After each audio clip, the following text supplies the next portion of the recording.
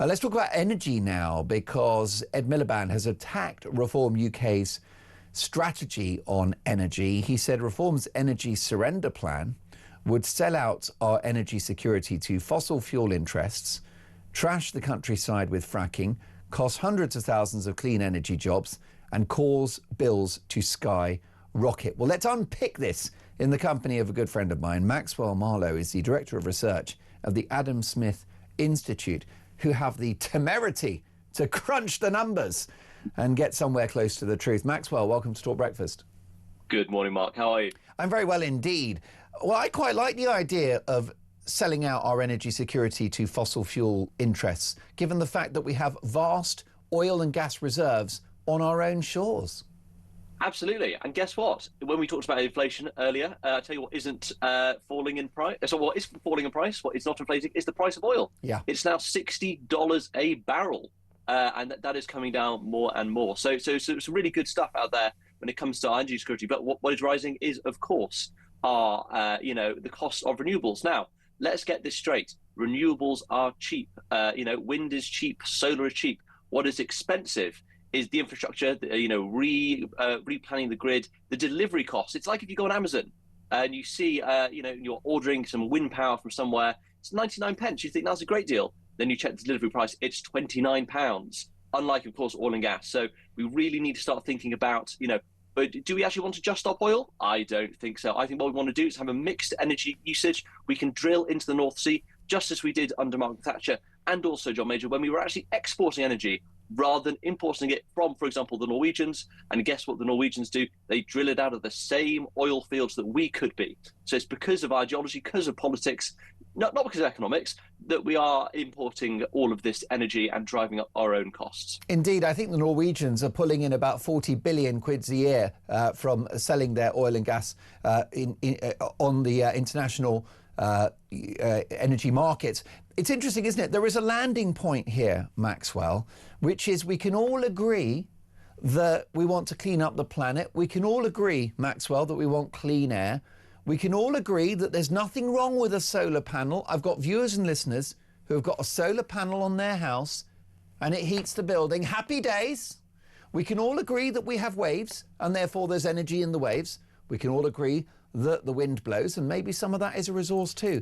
But it's about an energy mix, and that's not what this government believes in. They are ideologically against fossil fuels, and they're all in with renewables. Problem with that is they are flaky, they're unproven, you can't store the energy that they produce, and they are not the solution at the moment. Absolutely. And you know what? Here's the thing. I'm totally in favour of energy abundance. I think we should have energy superabundance. It should be as cheap as water.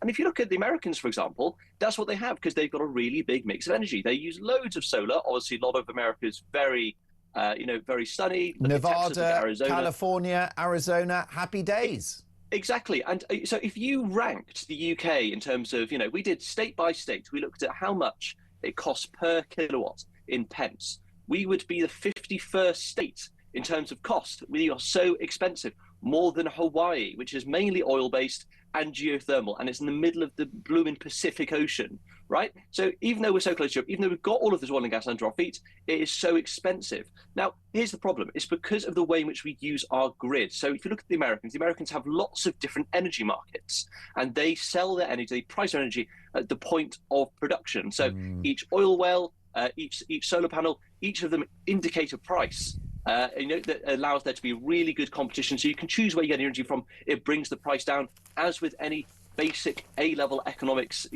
course will teach you. However, in the UK, we have a wholesale energy market, which essentially drives drives competition absolutely far into the distance. So now we're all paying the same energy. Now, a lot of what Ed Miliband talks about, he says, oh, well, Reform want to sell out our interests, and because the price of gas is what drives cost. He's not wrong saying that. Now, our strike price with oil and gas, that is what drives a lot of the cost. Now, the problem is, though, is the reason it's so expensive is because we rely on it so much for backup generation. It drives that cost up and up and up. Meanwhile, the rest of the system is paying subsidies that drives up the cost of renewables, and that creates further and further inflation. It is no wonder that people like Sir Jim Ratcliffe, one of the biggest investors in the UK through INEOS, is saying things like, oh, I can't invest anymore, I may have to close down my plants because of the price of energy. It is ideological, Mark. It doesn't make any sense to the average person.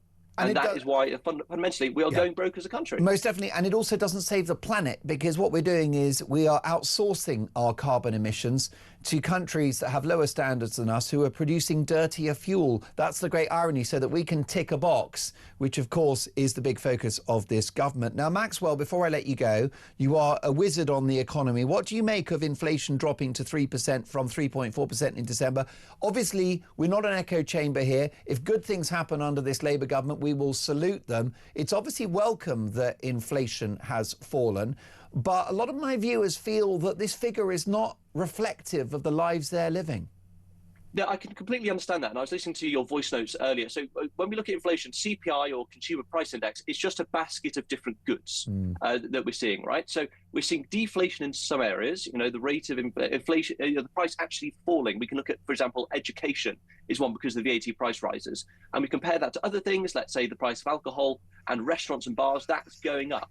So CPI is an aggregate. So that's why we're seeing that. And let's not forget, we don't want a deflationary economy. We don't want prices to be falling, or else wages and incomes would fall as well. Wages and incomes aren't falling, so that we should welcome that. So we welcome that, a low rate of inflation. The reason for that is the economy is cooling down. Not enough economic activity is going. It's not driving prices. So that's why we're seeing this, disinflation is what we call it, slowing down of prices. It's still 3%. It's still over the Bank of England's target of 2.5%. The Bank of England has got a lot of questioning to do. Mark Carney, for some reason, is still in a job. So let's see where we go from here. But we welcome, lower inflation.